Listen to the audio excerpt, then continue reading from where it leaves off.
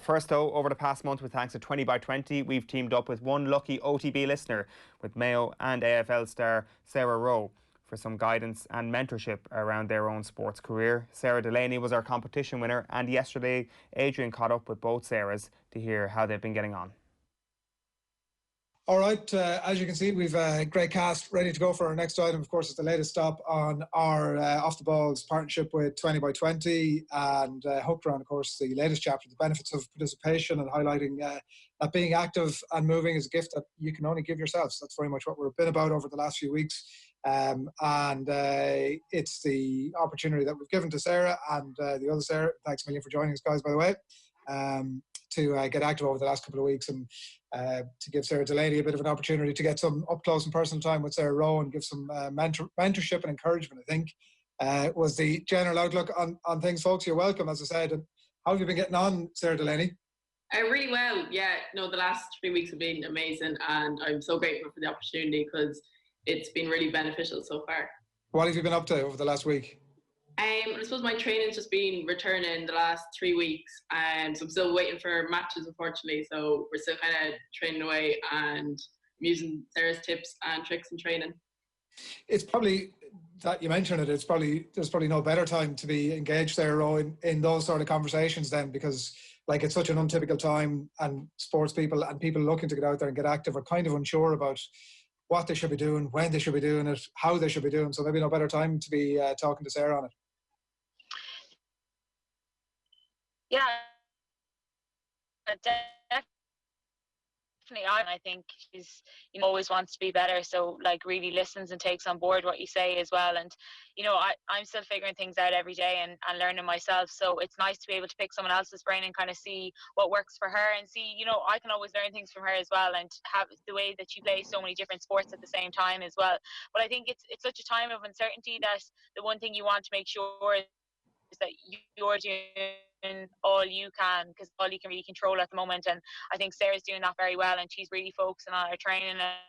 Yeah, the line isn't great there. Well, hopefully it'll come right over the next few minutes. So Sarah Delaney, I think you've been looking at is it mindset and sort of general perception of yourself over the last while, because I know that I think it's not necessarily just a truism in sport, but probably in life generally, that one tends to be more critical of oneself rather than any criticism of anybody else. So is that something you've been looking at then over the last week? Yeah, definitely. I think the mindset was kind of the biggest thing I would struggle with. So I think Sarah's help has really, really been beneficial the last couple of weeks, and it's something I really needed to improve. So I'm just glad that it kind of came up, and I think it was the right time when everything's kind of coming back now. So it was a good time to get it done. Would you be critical of yourself? Yeah, I tend to be, and it's probably something that's not really, obviously it's not really good, and I tend to dwell on stuff as well if I was kind of making mistakes, which can really affect your game. So this mindset, the new mindset's really helping with that. So her dad said that he went to one of her training sessions, and he said that she was like a different animal.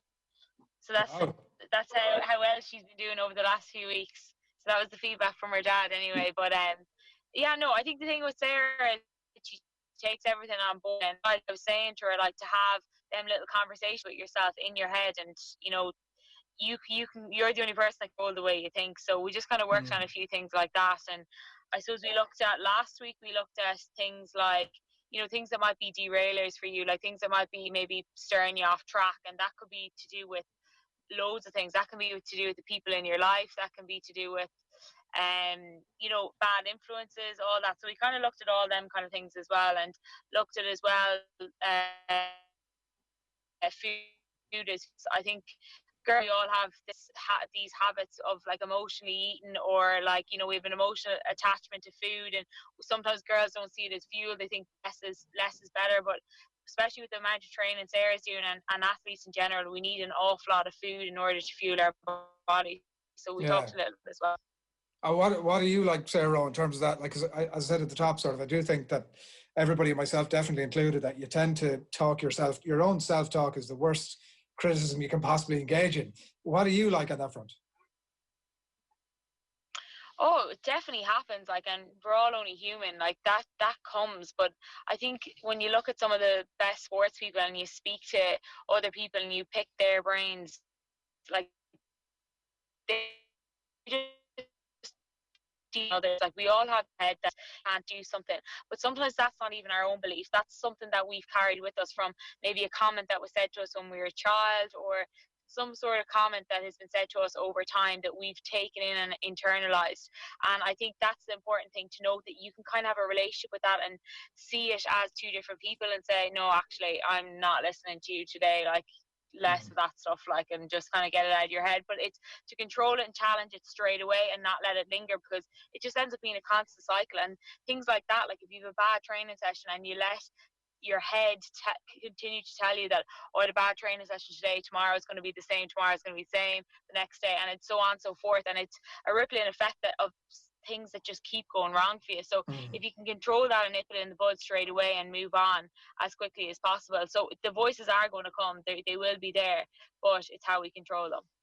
Was that an easy thing for you, Sarah Delaney? Was that like Sarah saying, a sort of a trigger for you, and was easy to get into, or does it take a little bit of time? I suppose everything kind of takes time. It was definitely hard because I'm so used to kind of being really hard on myself and everything, and especially like when you're in that cycle, it's really hard to get out of it. But I think once I was, especially hearing it from Sarah, I think it was like a big help as well. I was like, right, like if she's using it, then like it must work. So I tried it, and it definitely does work. So I think it'll be something I'll be sticking to. And did you find, like Sarah mentioned, the value in nutrition there as well? Have you found, because that, I mean, it does strike me that both of those things are, you can start to form habits pretty quickly, good habits pretty quickly, that can impact on the rest of your sport and the rest of your exercise. Have you found that with the nutrition side of things then as well? Yeah, no, definitely. I think it's just new habits and just having to change your old ways. And it's slow at the start, but it definitely gets going and it becomes easier. I can't believe we're at the end. Go on, Sarah, yeah. Sorry, I think what we were saying there about, you know, healthy food and like fueling your body and all that stuff, like we can't really depend on our motivation to, you know, get us to make good choices every day, because our motivation is so high and low in general for all of us. It just goes up and down all the time. Whereas if we put good habits in place that we, you know, do every single day, it's not even a choice then, it's just what you do, and it just becomes normal and natural, and it's an automatic habit then. So I think that's an important point to note, is that you create good habits so that you don't even have to tap into your motivation, because we need our motivation in other areas when we do need to roll ourselves out of bed and get up to go training. The 3 weeks have gone really quickly. I don't know if it sounds like, Sarah Delaney, they've been of some benefit to you, a lot of benefit by all accounts. Oh yeah, 100%. The last 3 weeks have been amazing, and I think they're definitely going to show off in the future. Has Sarah Rowe told you to delete her number now from your phone? Is that how this thing works?